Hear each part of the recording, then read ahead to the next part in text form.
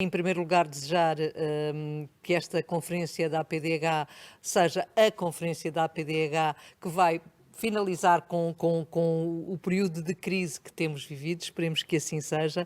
Dar os parabéns ao professor Carlos Pereira Alves e à professora Ana Escoval por, de facto, durante este período todo, terem feito tudo aquilo que foi possível para que, de facto, esta conferência continuasse a existir. Os temas estão fantásticos e, portanto, mais uma vez também da minha parte, os parabéns em duplicado e, como a mim também nesta fase, apresentar mais um amigo para já. E isto na sequência daquilo que a professora Ana Escoval disse relativamente à professora Ana Paula Martins da mesa anterior. Desta vez nós vamos falar a seguir de capital humano e de perspectivas futuras. Estão em causa os recursos humanos e o Serviço Nacional de Saúde e o Sistema Nacional de Saúde e, portanto, vai ser muito interessante ver o que é que os convidados têm a dizer sobre todo este processo. Mais interessante também, não menosprezando o resto, é a moderação. Eu vou estar aqui a torcer para ver como é que o moderador se sai em todo este processo. E porque o moderador é um grande amigo nosso, meu também, o Dr. Manuel Delgado, que todos conhecem, vai moderar esta mesa. Falar sobre o Dr. Manuel Delgado é quase desnecessário, mas pronto, aqui vão algumas pequenas notas. Atualmente é consultor na área da saúde e professor auxiliar, convidado da Escola Nacional de Saúde Pública, licenciado em Economia, foi secretário de Estado da Saúde no 21º Governo, foi Player and Providers Director da IQVIA e diretor-geral da IASIST, foi presidente do Conselho de Administração dos Hospitais Corri Cabral, Polido Valente e administrador delegado do subgrupo hospitalar Capuchos e Desterro em Lisboa, e foi ainda presidente da Associação Portuguesa dos Administradores Hospitalares, da APA. Portanto, palavras para aqui, vou dar-lhe a palavra, Dr. Manuel Delgado, o palco é seu. Muito boa tarde a todos. Queria começar por fazer um agradecimento muito sentido à organização, à APDH, ao seu presidente, a professor Pereira Alves, e à sua vice-presidente, chamemos-lhe assim, a professora Ana Escoval, e um pouco à alma da associação também. Queria focar-me agora no tema que nos traz a esta sessão, que são os recursos humanos e o capital humano, numa palavra que eu diria mais feliz, porque capital significa a base do desenvolvimento de qualquer atividade. É ter o capital, quer material, quer humano, para poder desenvolver atividades. Eu gostaria de dizer, a início, e não vou perder muito tempo com isso, que os recursos humanos da saúde são particularmente sensíveis para o desenvolvimento da atividade clínica, para o desenvolvimento da atividade e da missão que lhes compete. Há variedíssimas profissões na saúde, umas mais prestigiadas, outras mais humildes, e não é fácil gerir um conjunto de profissionais com esta variedade de interesses e de competências. As carreiras são multivariadas também, há carreiras especiais. Eu diria que há carreiras especiais para médicos, para enfermeiros, para farmacêuticos, para técnicos de diagnóstica e terapêutica, mas depois há carreiras comuns à administração pública, como é o caso dos assistentes operacionais, da informática, dos assistentes técnicos, o que cria problemas bastante grandes para a sua gestão corrente no contexto hospitalar e no contexto dos cuidados primários. Há uma má distribuição territorial destes recursos, como sabemos, principalmente na área médica, com assimetrias geográficas gritantes no contexto nacional, e o país é pequeno. Há modelos horários de trabalho, cargas semanais também diferenciadas. Por exemplo, os médicos têm, em princípio, um horário de 40 horas semanais, as outras profissões têm um horário de 35 horas, o que torna também difícil gerirmos e compatibilizarmos equipas. As remunerações são baseadas na carga horária, eu diria que quase exclusivamente, quer na remuneração base, quer nas horas de qualidade, quer nas horas extraordinárias, nada atribuível ao mérito. Não vejo grandes dimensões ou grandes critérios que possam atribuir mérito às pessoas, mas vejo sim o valor hora e o número de horas que elas fazem. Há, portanto, e isto é bem visível, ainda ontem tivemos a demissão de um conjunto de diretores de serviço de urgência no Hospital de Santa Maria, diretores de equipas, chefes de equipa de urgência do Hospital de Santa Maria. Há uma permanente insatisfação de todas as profissões e a questão que nós temos que colocar é porquê. Por um lado, porque ganham mal, ganham pouco. Por outro lado, porque são pouco valorizados. As carreiras, muitas delas, a esmagadora maioria das carreiras da saúde estão paradas no seu desenvolvimento, na sua progressão. Não há um estímulo para o mérito das pessoas. Há, eu diria, pelo contrário, um convite à economia de esforços. Até se costuma dizer muitas vezes, você vem mal habituado. Olha que aqui a partir de certa hora não se trabalha tanto, pode ir para casa. E depois há uma questão que é muito típica na administração da saúde, que é a acumulação de funções entre setor público, privado e social, o que também acarreta uma série de problemas. Bom, iremos ouvir os nossos palestrantes a falar sobre estas coisas, com certeza, e outras. E eu diria, enfim, para terminar esta minha introdução, que há, evidentemente, desafios que nós temos que colocar no curto e no médio prazo. Eu lanço algumas ideias, eu diria, em estilo provocatório. Por exemplo, faz sentido falarmos em carreiras especiais para alguns e, por que não, falar em carreiras especiais para todos aqueles que trabalham na saúde. As instituições devem ou não ter autonomia remuneratória em termos de definição de modelos de remuneração e até dentro de um leque remuneratório pré-definido, definir valores remuneratórios diferentes. Há ou não a necessidade de criarmos incentivos de desempenho medidos pela atividade? Por exemplo, remunerar em função do valor criado e não em função das horas trabalhadas. Há, por isso, também a hipótese, a possibilidade de vermos profissionais com a mesma competência ter, ao fim do mês, remunerações diferentes, remunerações variáveis, em função do mérito, da disponibilidade e do sucesso. E depois temos a magna questão que está em cima da mesa, da tal dedicação plena. Não sabemos bem em que consiste rigorosamente este conceito de dedicação plena.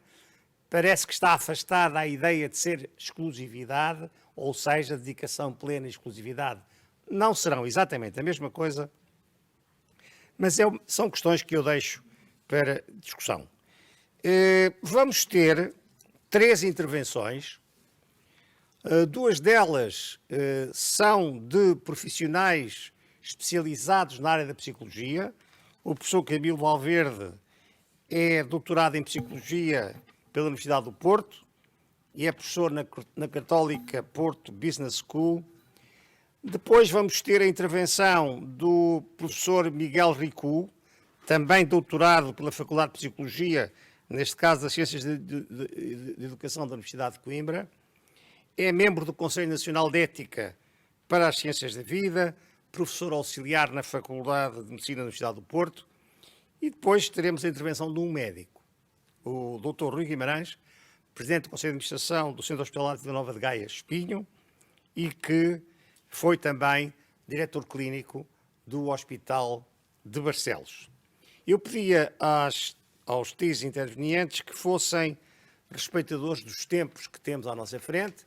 Eu tentarei, não direi ser absolutamente rigoroso, mas tentarei manter o controle dos tempos e chamarei a atenção quando estivermos no limite dos tempos de cada um dos oradores. Muito obrigado. Passaria, então, em primeiro lugar, a palavra ao professor Camilo Valverde. Sr. Professor. Muito boa tarde. Eu começo por agradecer à Associação da PDH, portanto, e particularmente a professora Ana Escoval e o Dr. António Santos por esta oportunidade de poder partilhar o ponto de vista que aqui vou defender. A minha comunicação começa por por definir, tanto um conjunto de pistas no sentido do papel que as lideranças podem desempenhar na área da saúde, na promoção do engagement e do bem-estar no trabalho. Portanto, porque esta minha focagem neste tema? A minha constatação, portanto, parte de um pressuposto que é, na área da saúde, muitas das lideranças são escolhidas por critérios técnicos, exclusivamente, ou sobretudo por critérios técnicos, e mobilizam pouco competências relacionais, competências de gestão de pessoas que ajudem, tanto a promover o engagement e o bem-estar no trabalho, portanto, e vejo, portanto, que há aqui uma grande margem de progressão. Portanto, o meu pressuposto, portanto, é mostrar como é que isto podia ser feito, em termos de ilustração, quais são as principais ideias que podem ser utilizadas para fazer isto, portanto, o alcance que isto pode ter, tanto na qualidade da prestação das pessoas na área da saúde, particularmente, se quiserem, portanto, no maior envolvimento das pessoas e entusiasmo das pessoas com a sua função e com a sua organização, que é uma questão que eu penso que poderia colher grandes vantagens em termos futuros. Portanto, eu pedia que pudesse mudar o slide, por favor. Portanto, eu parto do pressuposto de que tanto a nível global, tanto a nível organizacional, é possível e deveria ser desejável, tanto, que fosse feito, tanto, ao longo de todo o processo, desde a atração até a partida, tanto que as pessoas tivessem nas várias etapas, tanto ações em termos de gestão que acompanhassem esse desenvolvimento, tanto como vemos no slide seguinte, que também pedia que pudesse passar já. Portanto, o slide seguinte, por favor. Portanto, sim. Portanto, em que tem uma série de questões que são importantes nas várias etapas, desde a atração das pessoas até a sua saída para a reforma. Portanto, como é que se pode promover engagement, e é importante que em termos organizacionais isto aconteça, portanto, e aqui portanto, há uma série de sugestões que podem ser feitas a este nível, portanto, e é uma primeira constatação. Portanto, no fundo, a ideia até agora é que em termos organizacionais é importante garantir uma série de questões. Portanto, sugiro então que passássemos ao slide seguinte, e a minha constatação agora é que há mudanças muito importantes na área nos colaboradores das organizações, ou seja, as gerações atuais são muito mais, têm bastantes diferenças em termos de exigências, portanto, há uma grande evolução ao nível das expectativas que as pessoas têm. Portanto, do lado esquerdo temos mais o que aconteceu no passado, e do lado direito, portanto, o que está a acontecer, portanto, e qual é a tendência. Portanto, passamos de preocupações com o meu salário para o meu propósito, a minha satisfação para o meu desenvolvimento. Antigamente era o meu chefe, o boss, portanto, hoje é o meu treinador, o meu coach. Portanto, antigamente era uma avaliação anual, a ideia atualmente é de um feedback contínuo. Portanto, antigamente apostava-se mais nas fraquezas e na correção das fraquezas, atualmente joga-se muito na aposta nos pontos fortes. Antigamente pensava-se mais no emprego, hoje penso que tem a ver com a minha vida. Portanto, o slide seguinte, por favor. Portanto, o seguinte, por favor. Portanto, se quiserem, portanto, as expectativas, quer em relação aos empregadores, quer em relação às lideranças, são muito diferentes. Portanto, no passado, portanto, estamos muito mais preocupados com oportunidades de aprender.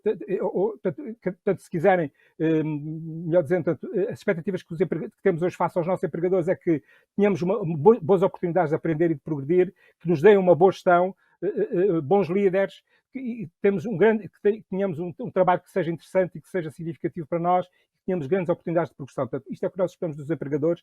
Face às lideranças, esperamos, às chefias, portanto, esperamos que clarifiquem as prioridades e a atividade que desempenhamos, que tenham um processo de comunicação eficaz e um feedback contínuo de acompanhamento ao desempenho da nossa atividade, e que tenhamos grandes oportunidades de aprendizagem e desenvolvimento, portanto, e uma boa e clara definição dos propósitos e das finalidades.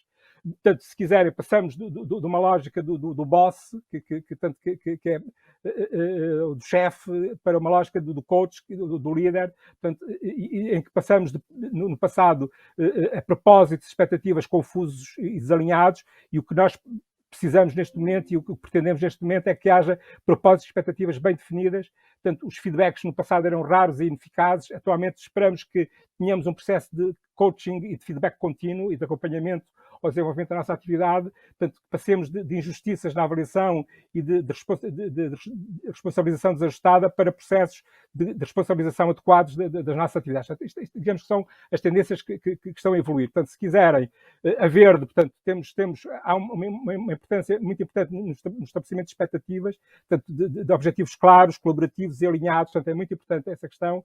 A azul temos o coaching contínuo, no sentido de baseando-nos nos nossos pontos fortes, que nos deem feedbacks frequentes, focados e orientados para o futuro, portanto, e temos da responsabilização, portanto, muito ligada com o engajamento das pessoas, a orientação para resultados, justiça e sobretudo, possibilidades de desenvolvimento e de aprendizagem na nossa função. Portanto, slide seguinte, por favor. Portanto, aqui uma outra questão muito importante é o papel das lideranças, o que é que as lideranças podem fazer no sentido de promoverem desempenhos mais articulados, portanto, e mais engajados com os propósitos organizacionais. Há 4 dimensões, que é cuidar das pessoas, satisfazer as necessidades das pessoas, portanto, criar condições a nível de suporte, de apoio, para que as pessoas desempenhem as funções de forma digna e que tenham as suas necessidades básicas satisfeitas, portanto, a este nível. Depois, uma outra dimensão muito importante é capacitar ou desenvolver as competências das pessoas, portanto, é muito importante, podemos dizer que uma das expectativas mais importantes que temos das lideranças atuais é que as lideranças sejam muito boas a promover o desenvolvimento das equipas, portanto, isso é uma questão muito importante na área da saúde, é particularmente relevante. Portanto, capacitar, portanto, é uma outra dimensão. Depois, estimular, portanto, desenvolver o capital psicológico das equipas, ou seja, as dimensões motivacionais, e, por fim, articular ou fazer, portanto, o enquadramento em termos do capital social, em termos do enquadramento organizacional. Depois, um outro conceito que eu gostava aqui de partilhar e que me parece muito importante e que acho que na área da saúde é particularmente relevante é o conceito de segurança psicológica, ou seja, para as lideranças poderem desempenhar um papel de promoção do engajamento e do bem-estar das pessoas, é muito importante a questão da segurança psicológica. O que é segurança psicológica? É, nas equipas, haver a possibilidade das pessoas que pertencem à equipa terem a convicção de que a equipa é um local onde se pode arriscar e posso arriscar equilíbrios. Portanto, eu posso assumir que não sei e que preciso de ajuda, eu posso assumir que tenho um ponto de vista que é diferente da minha liderança, eu posso definir, tanto que a minha opinião, tanto pode não ser concordante, tanto, e estou à vontade para fazer isso, tanto, e não sou crucificado por fazer isso.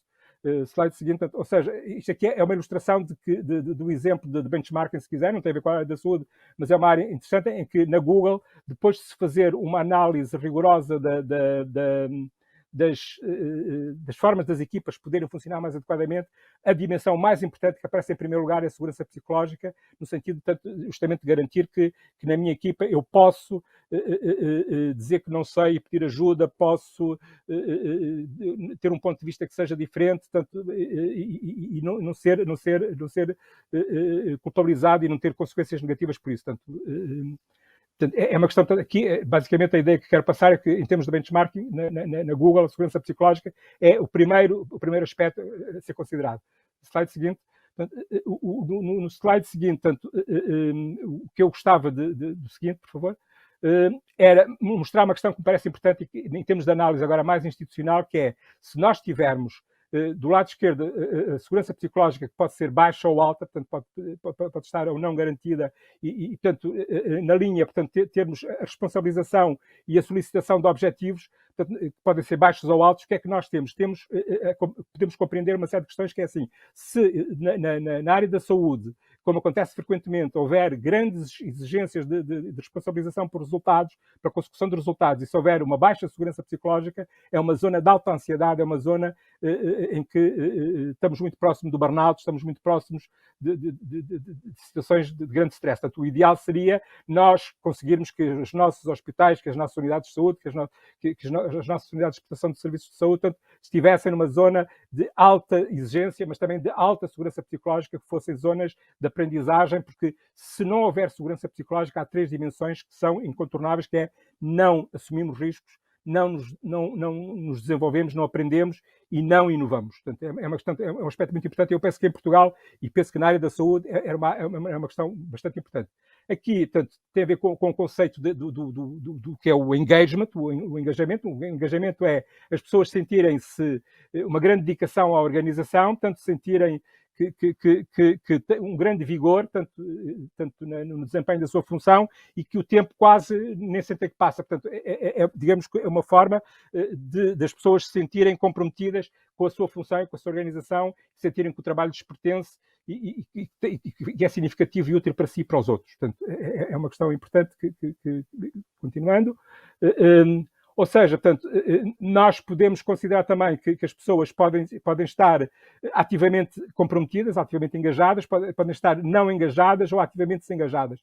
Só por curiosidade, portanto, a nível global, portanto, a maior parte das pessoas estão ativamente não engajadas ou desengajadas. Só 15%, em termos médios, é que são pessoas ativamente engajadas. Portanto, ou seja, há uma grande margem de progressão a nível da promoção do engajamento, do comprometimento das pessoas com a organização. Portanto, e este comprometimento tem vantagens, porquê? Porque, como aparece agora aqui, existe está muito associado com elevada produtividade. Portanto, as equipas que têm maiores níveis de engajamento são equipas mais produtivas, onde há mais segurança e bem-estar, onde há mais fidelização e turnover. Portanto, está associado com estas variáveis todas, com a qualidade dos serviços, com a satisfação dos utentes e com os resultados económicos e financeiros da organização. Portanto, é um aspecto importante a considerar. Portanto, seguinte, por favor. Isto são alguns aspectos que podem ser considerados como indicadores de baixo engagement, ou seja, quando um gestor começa a ver que o padrão comunicacional das pessoas se começa a alterar, quando a participação das começa a reduzir, quando as pessoas começam a dar menos sugestões, quando começam a ter mais absentismo, quando têm posturas de maior criticismo, tanto criticar o trabalho e a organização de forma negativa, quando têm menor disponibilidade para realizar esforços adicionais, portanto, são indicadores baixo engagement na organização. Também Senhor professor, tem 2 minutos, por favor. Sim, senhor. Muito bem, eu vou tentar ser o mais rápido possível, por favor, a seguir. Portanto, isto são aspectos que são importantes na construção do engagement. Portanto, passava ao seguinte, talvez, tanto porque estou a começar a ficar com pouco tempo. Portanto, isto também eu talvez pedisse à pessoa que está a projetar os slides que fosse para o último slide, porque é o que me parece mais importante. Porque tenho pouco tempo, portanto, é o que me parece mais importante. No fundo, o que é que eu gostava de terminar? Gostava de terminar da seguinte forma, que é o que é que nós podemos esperar, tanto o último slide, por favor. Portanto, quais são as perguntas que as lideranças devem perguntar-se a si próprias, se quiserem saber se promovem ou não promovem engagement? E o que as lideranças podem dizer assim: promovo o uso dos pontos, das forças dos meus colaboradores, e atribuo-lhes trabalhos em conformidade com os seus pontos fortes, defino claramente os propósitos e a missão dos meus colaboradores, no sentido de terem trabalhos significativos e úteis, crio oportunidades de encorajamento de oportunidade de desenvolvimento. Portanto, são estas perguntas que aqui aparecem, portanto, não vou estar agora a ler todas fastidiosamente, que eu penso que as lideranças podiam colocar-se no sentido de ver se fazem ou não fazem. No fundo, só para terminar, o que é que eu gostava de dizer? Eu penso que partindo do pressuposto de que as organizações têm lideranças que são pouco treinadas, têm poucas competências de mobilização, de gestão de pessoas a este nível, a minha proposta era que rapidamente treinássemos essas equipas e que escolhêssemos pessoas que fossem capazes de promover engagement, porque eu penso que seria altamente vantajoso se as pessoas conseguissem ter um maior comprometimento com a sua função e com a sua organização, e que terminássemos com uma questão importante, que é a insatisfação e o sentimento de menores condições de trabalho que os profissionais de saúde têm. Eu penso que se as nossas lideranças na prestação de cuidados de saúde, nas unidades de prestação de cuidados de saúde, fossem promotoras de engagement, conseguiriam um importante upgrade a nível do envolvimento dos seus colaboradores e do alinhamento dos seus colaboradores com os propósitos da organização. Portanto, a minha proposta era nesse sentido. peço desculpa por ter ultrapassado um bocadinho o tempo. Nada, Sr. Professor, muito obrigado nós. Eu acho que foi muito esclarecedora a sua intervenção e teve e ocupou o tempo que estava previsto, portanto agradeço-lhe muito também o seu respeito pelo tempo. Eu gostava de passar agora a palavra ao professor Miguel Ricou, que nos vai falar sobre profissões e pessoas, desafios presentes e futuros. Muito obrigado. Muito obrigado, eu. Uma muito boa tarde a todos. Antes de mais, agradecer o convite para aqui estar. É evidente que depois surgiu a hipótese de estar presencialmente, mas confesso que me foi impossível, ainda que me desse muito mais prazer do que estar agora a falar aqui com a minha cara à frente, e ter outras caras à minha frente seria seguramente mais proveitoso para todos. Seja como for, e adaptando-me àquilo que são as condições que hoje cada vez mais passam a ser um novo normal, queria sim agradecer, mas por outro lado sentir que isto não deixa de ser para mim um presente envenenado.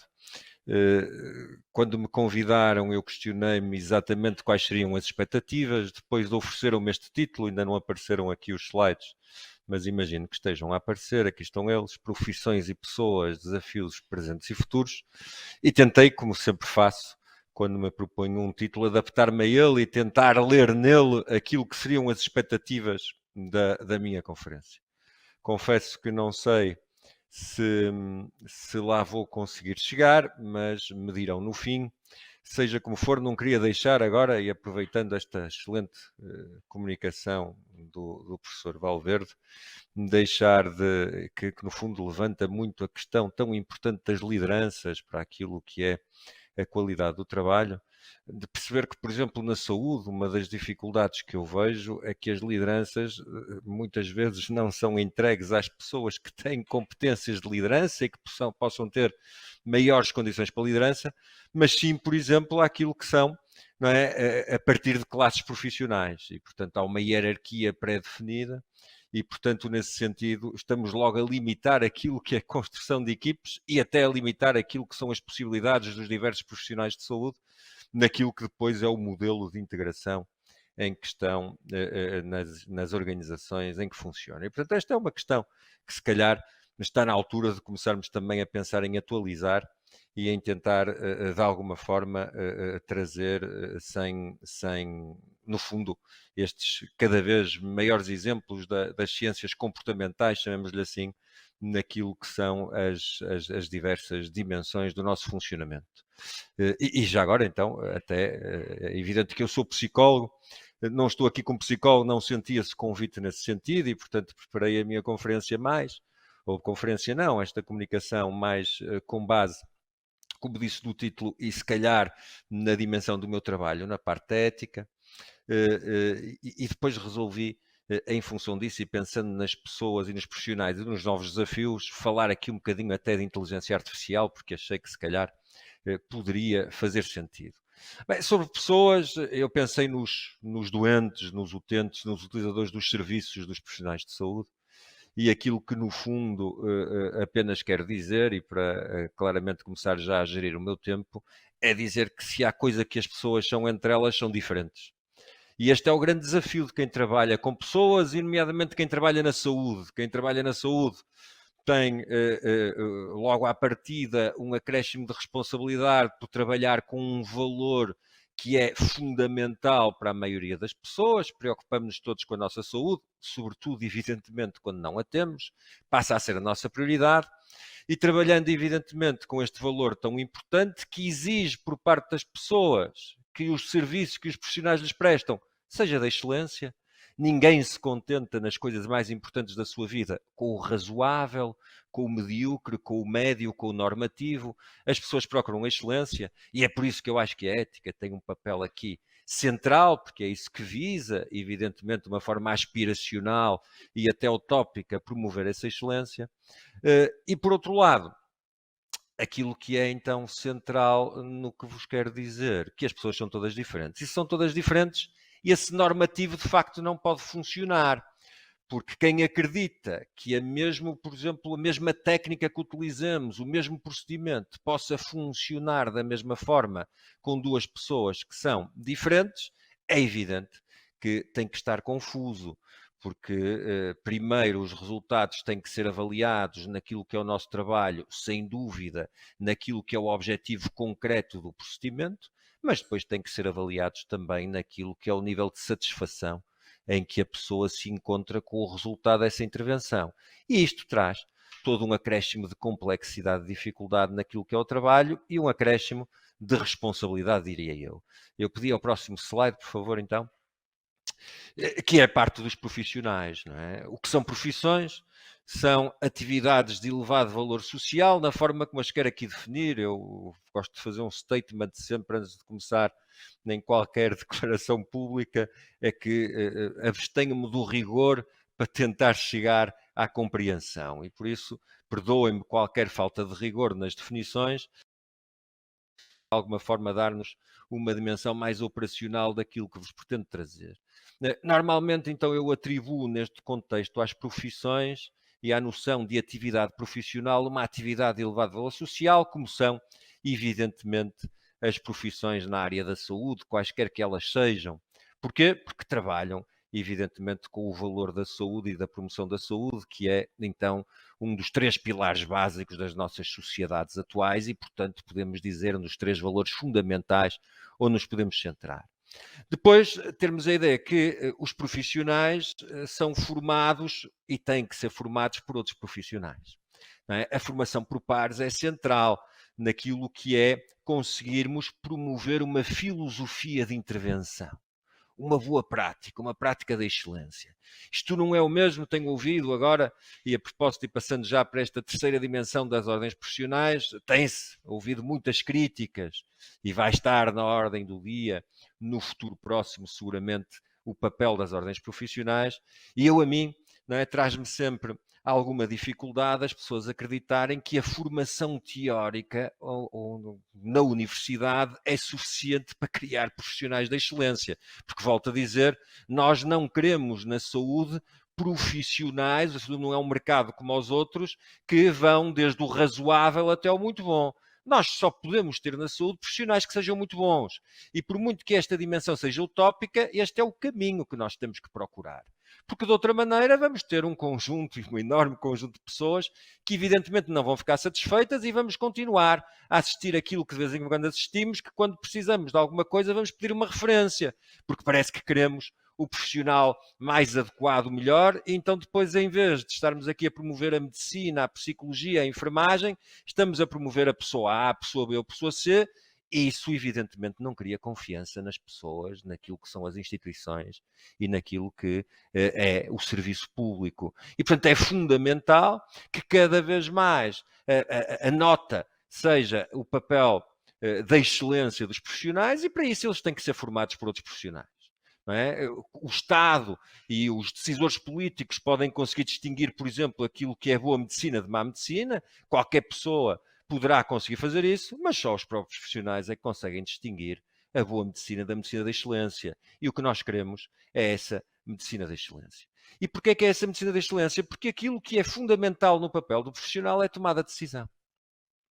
Se as pessoas são todas diferentes, aquilo que se pede de um profissional é conseguir adequar a intervenção que está proposta, normativamente proposta, àquela pessoa em particular.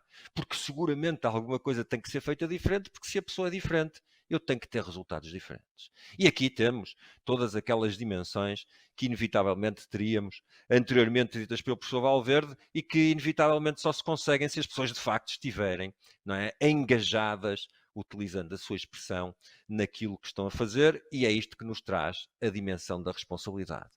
Porque de outra maneira, teremos que nos questionar cada vez mais e no futuro se aquilo que fosse essencial naquilo que é o papel dos profissionais de saúde fosse que eles teriam que ser bons técnicos, não é? Ou seja, o domínio apenas e só da técnica, o treino sem a dimensão relacional e do conhecimento das pessoas e daquilo que é a capacidade de chegar às necessidades de cada um, fosse então o domínio da técnica, então se calhar a inteligência artificial, qualquer algoritmo num futuro muito próximo poderia, evidentemente, trazer melhores resultados.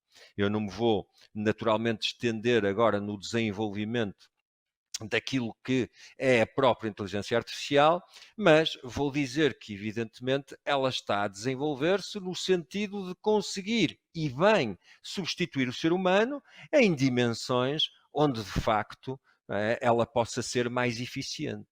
E, portanto, das duas, uma, teremos que escolher no futuro próximo nas profissões para a saúde, se nós, de facto, valorizamos mais aquela ideia que muitas vezes eu ouço, não é? E que me faz sempre alguma confusão. Mas preferes um médico simpático ou um médico competente? Como se houvesse alguma dicotomia em relação a estas duas dimensões. Como se a dimensão relacional daquilo que é a relação entre o profissional de saúde e o doente fosse algo que viesse de alguma forma a embelezar aquilo que é o trabalho do profissional. Não é. Tem que ser a base e sempre foi, porque é o conseguir compreender e chegar à verdadeira angústia, àquilo que é o impacto que a doença tem nas pessoas e não apenas, naturalmente, aquilo que é a dimensão técnica dessa dimensão. Passava ao próximo, por favor. Estas são duas dos pressupostos ou das crenças que muitas vezes desenvolvemos sobre a tecnologia.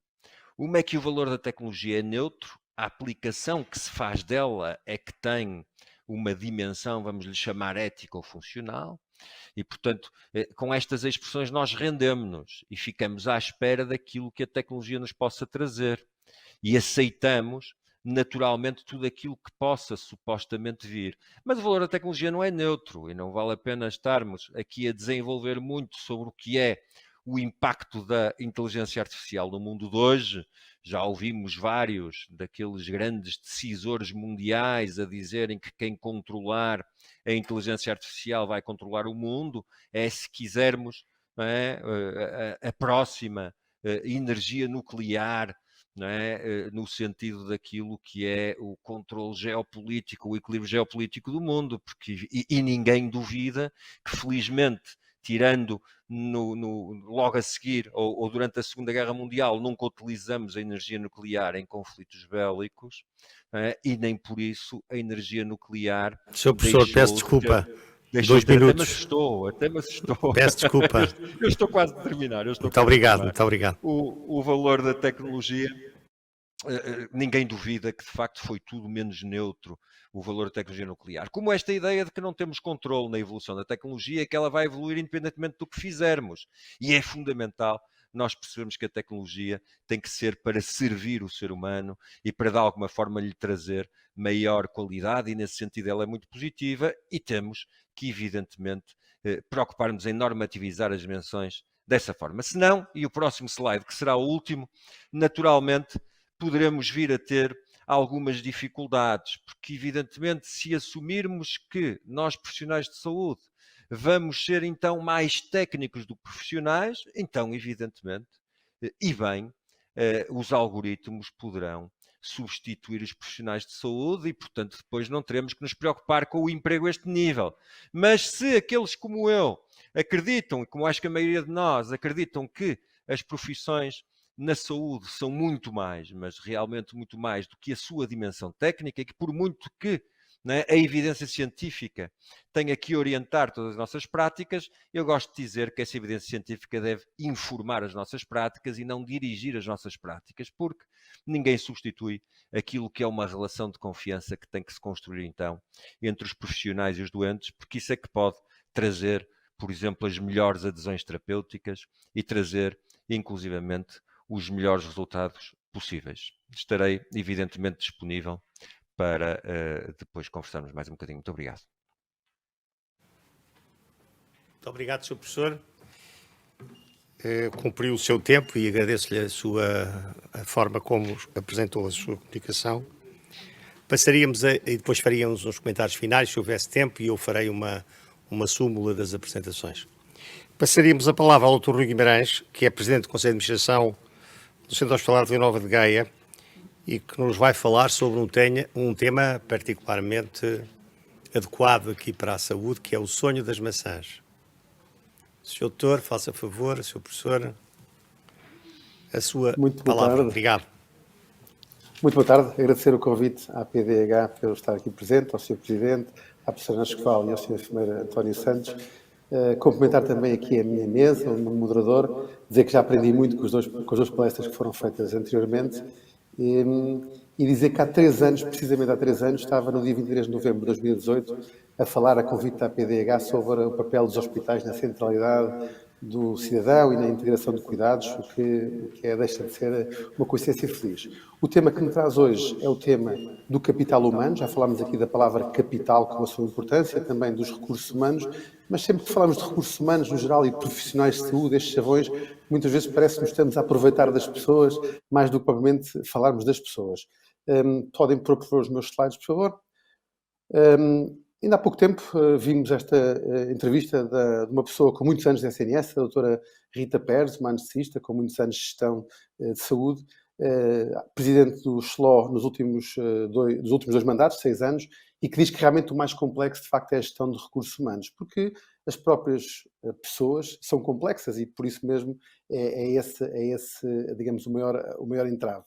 O Centro Hospitalar de Vila Nova de Gaia tem sensivelmente o mesmo número de pessoas, tem cerca de 4.000 pessoas, e quando pensamos em recursos humanos, quando pensamos em saúde, pensamos o que é que eu gostava que a minha organização fosse. Se formos pesquisar ao Google quais são as 7 instituições de maior referência e relevância nos cuidados de saúde, aparecem-nos estas 7 que vão aparecer agora nos próximos slides: a Clínica Mayo, a Cleveland Clinic,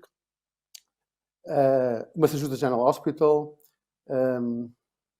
o Toronto General Hospital, John Hopkins, obviamente, uma referência, Charité em Berlim e, mais recentemente, o Karolinska. O que é engraçado é que todos estes... eu pedi ao slide anterior, se estão-me a estragar aqui a minha apresentação.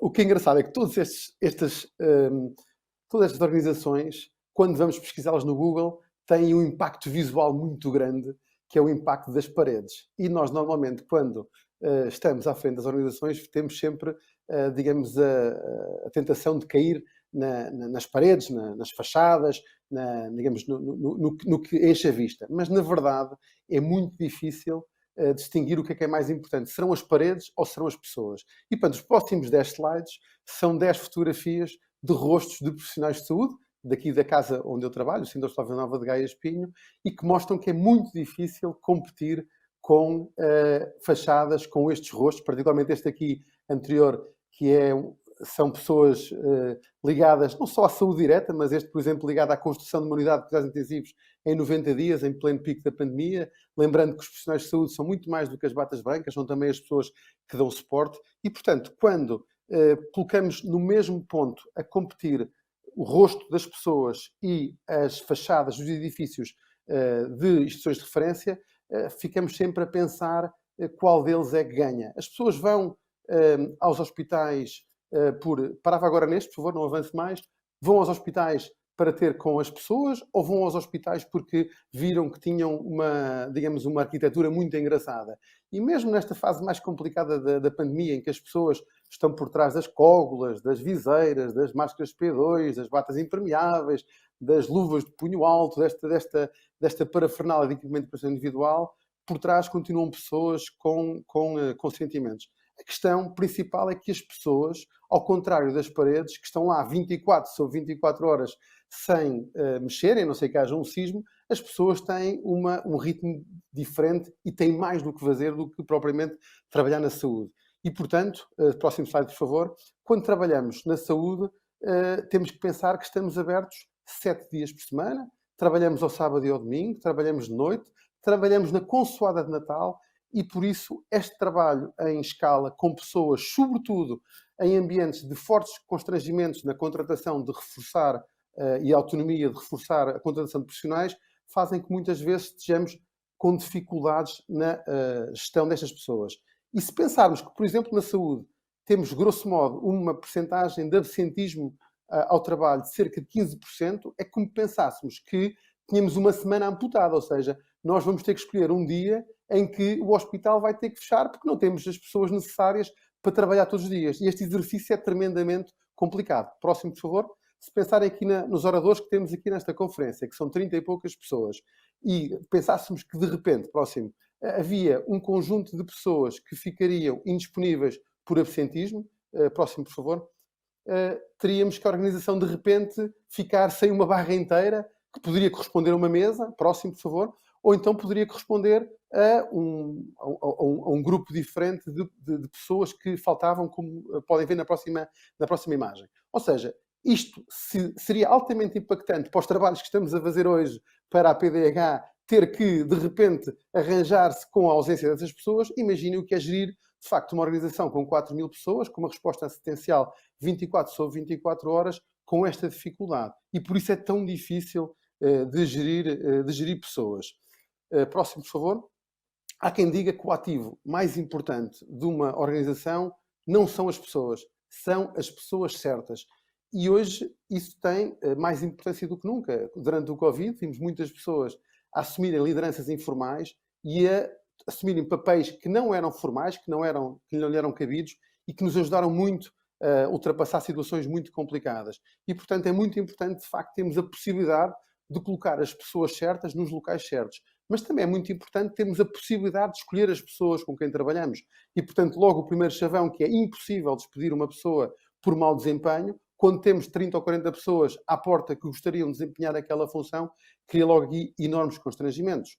Por exemplo, o ano passado fomos o hospital que teve a melhor classificação da escolha dos médicos que quiseram fazer a especialidade dentro do hospital e neste momento estão a decorrer as escolhas e temos muitas especialidades em que fomos escolhidos em primeiro lugar, como a cardiologia, como a cirurgia cardíaca, como a otorrino, como a cirurgia vascular. Isso prova que se estamos já a fazer um recrutamento de pessoas certas que vêm motivadas para os locais em que as queremos colocar, temos uma facilidade muito grande. A situação contrária é quando provavelmente estamos a recrutar pessoas que provavelmente não eram as pessoas certas, nem eram aquelas pessoas que escolheram em primeiro lugar o hospital. Próximo, por favor. E aqui entram as maçãs. Diriam, an apple a day keeps the doctor away. Portanto, seria o melhor todos comermos a nossa maçã para evitar ficarmos doentes. E, obviamente, nunca posso deixar de passar essa mensagem da promoção de estilos de vida saudáveis que nos permitam fugir dos hospitais e estar longe dos profissionais de saúde. Mas é verdade que esta imagem é muito poderosa. Nós temos nossas organizações sempre algumas maçãs podres. E temos maçãs podres que, mais dia, menos dia, vão contaminando o resto da organização. E o problema principal, próximo, é que muitas vezes na identificação dessas maçãs podres não é muito fácil encontrar. Às vezes as pessoas pela frente parecem uma coisa e por trás são outras. E, portanto, este efeito de conseguir olhar para uma organização e tentar identificar as melhores pessoas para ocupar os melhores lugares, muitas vezes é difícil. E esta dificuldade está desde logo, desde a gestão topo até a gestão intermédia ou a gestão mais próxima. Próximo, por favor.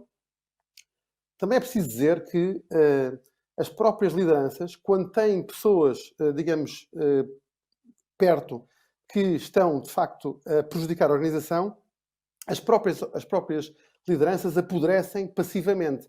E, portanto, se não formos capazes, muitas vezes, de conseguir atuar rapidamente, o nosso papel enquanto passivo, enquanto não atuante nestas situações, pode também ficar ele próprio comprometido nesta organização. É claro que também é mais fácil apontar o dedo às maçãs podres do que muitas vezes olhar para a nossa cesta, onde nós as colocamos, e olhar para a nossa organização e perceber se não somos nós, enquanto organização, que estamos a apodrecer as maçãs, se não somos nós que estamos a colocar mal as maçãs dentro da organização e se estamos, no fundo, a promover também isso. E, portanto, não responsabilizar apenas as pessoas, mas olhar também para dentro de nós e percebermos se a nossa organização está a tratar bem as pessoas. Estamos a colocar as pessoas no local certo, estamos a olhar pelas nossas maçãs, entre aspas.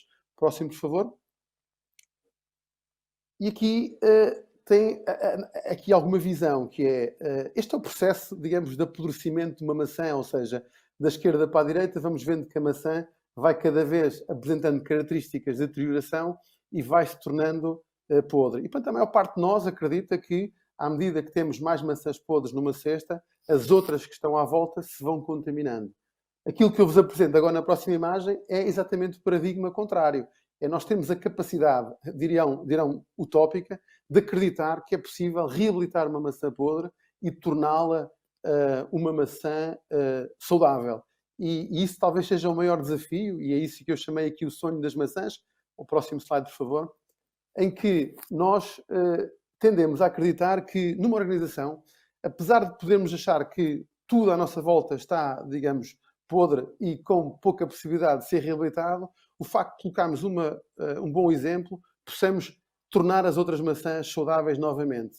Provavelmente muita gente se vai rir disto, porque é provável que ninguém acredite muito nisto, mas se nós não tivermos lideranças que consigam acreditar nisto, nunca vamos conseguir sair da mesma situação. E, portanto, as lideranças, se derem o seu exemplo, se tiverem comportamentos de facto exemplares, se conseguirem inspirar as outras pessoas, conseguem também reabilitar isto. E, portanto, nós não podemos cair na tentação de olhar para os nossos recursos, para as nossas pessoas como, digamos, não, enfim, de linha, em que não têm mais reabilitação, mas conseguir tê-las.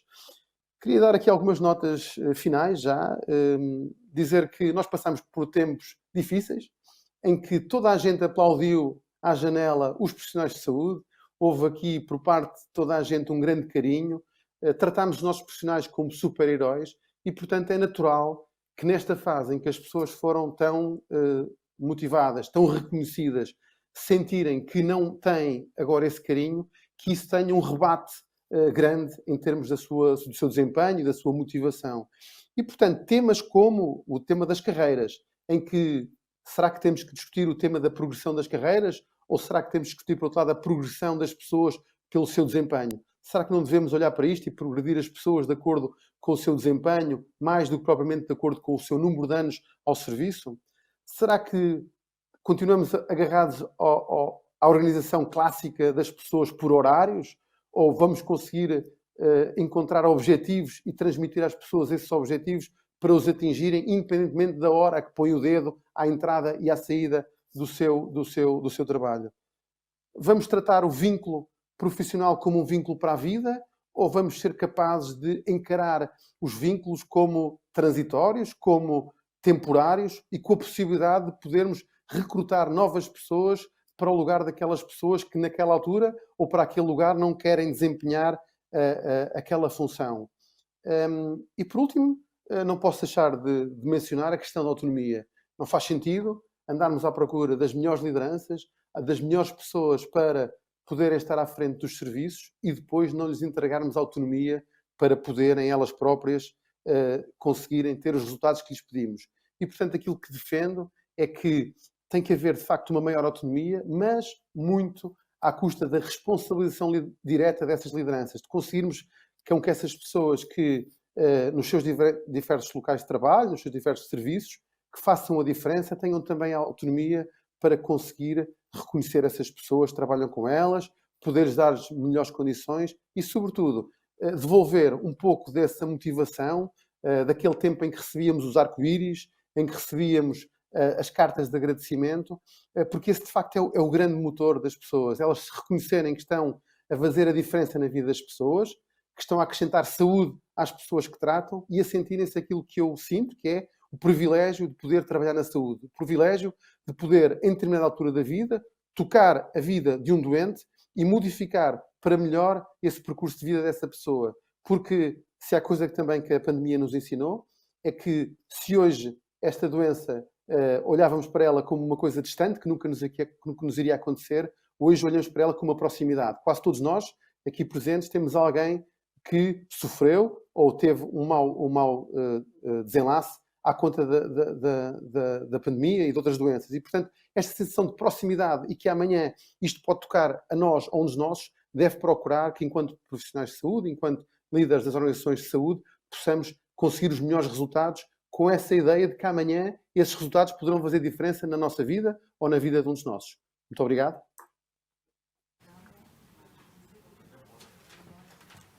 Muito obrigado, Sr. Doutor. Eu acho que fechamos estas intervenções com chave de ouro, porque tocou em temas, eu diria, prementes na nossa vida de gestão de hospitais e de organizações de saúde e dos centros de saúde. E, portanto, queria também dar os meus parabéns por isso. Não vamos ter tempo para perguntas.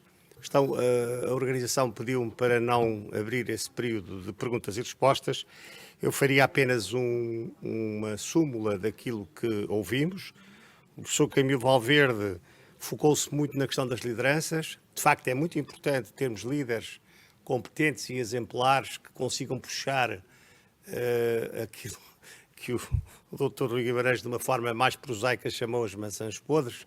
Eu acho que todas as maçãs podem ser reabilitadas, estou de acordo com ele, nem todas têm que ser deitadas para o lixo. Mas, de facto, as lideranças são um ponto essencial para melhorarmos o desempenho dos nossos serviços de saúde. O professor Miguel Rico falou em vários temas, mas eu gostava de chamar a atenção para 2 ou 3 coisas que ele disse e que me pareceram muito importantes em saúde.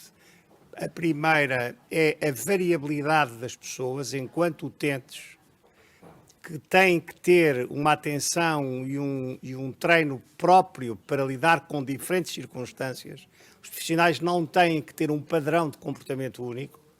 Em segundo lugar, falou aqui no papel das ordens, enfim, é um tema muito controverso, sobretudo quando as ordens, e agora ponho aqui a minha colherada pessoal, extravasam um pouco as competências que têm e entram em territórios que não são do seu domínio e que não deviam entrar e fazem provavelmente mal a algumas das competências que têm. Falou também da inteligência artificial e ele disse, bom, será que a inteligência artificial substitui as pessoas? É uma questão que em saúde é muito delicada, tem aspectos em que isso é uma possibilidade, mas tem outros em que não é de todo aconselhável, nem diria possível. Por fim, o Dr. Rui Guimarães, à volta da alegoria das maçãs, trouxe-nos à colação temas, de facto, do cotidiano. Por um lado, devemos progredir pelo desempenho ou devemos progredir em função dos tempos de desempenho? Devemos trabalhar com base em horários ou com base em objetivos e metas que podemos atingir, relegando os horários para segundo plano? Devemos trabalhar com vínculos definitivos ou com vínculos temporários? Devemos dar mais autonomia às instituições na gestão do seu capital humano ou ter um modelo centralizado de gestão deste tipo de recursos? E depois focou-se muito ali numa questão que me parece muito sensível, que é a questão do recrutamento das pessoas certas para o desempenho. É evidente que estes concursos e estes recrutamentos muitas vezes não dão espaço para um recrutamento sensível às qualidades e às competências, e eu diria até à personalidade daqueles que vamos recrutar e que vamos incluir no nosso trabalho. Mas há aqui uma nota particularmente curiosa que ele nos trouxe, que é a questão da recuperação das maçãs podres. A certa altura ele dizia, ao invés disto, que muitas vezes as maçãs podres estão dentro já. São lideranças podres, são comportamentos errados, são modelos de trabalho em part-time que queremos corrigir e que depois, quando contratamos pessoas novas, recrutamos pessoas novas, percebemos que rapidamente elas se adaptam ao que está mal e não propriamente à recuperação da maçã podre. As maçãs vão apodrecendo em função da maçã podre que encontraram. Muito obrigado a todos. Passaria à mesa seguinte. Foi um prazer ter esta mesa como coordenador e desejo a todos os que tiveram a gentileza de assistir a esta mesa. Enfim, espero que tenham pelo menos aprendido alguma coisa ou pelo menos pensado um pouco nos temas que foram aqui discutidos e desejo a todos um resto de dia muito feliz. Muito obrigado.